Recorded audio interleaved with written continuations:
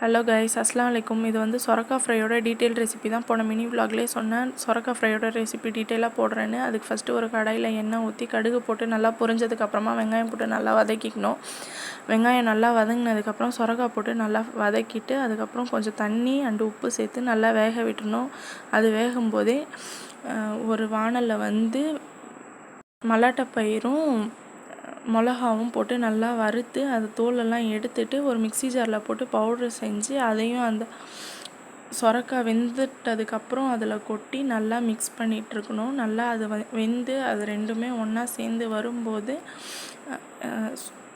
Stove off பண்ணிட்டோன்னா சூப்பராக ready ஆகிடும். ஒரு டைம் ட்ரை பண்ணி பார்த்துட்டு கமெண்ட் பண்ணுங்கள்.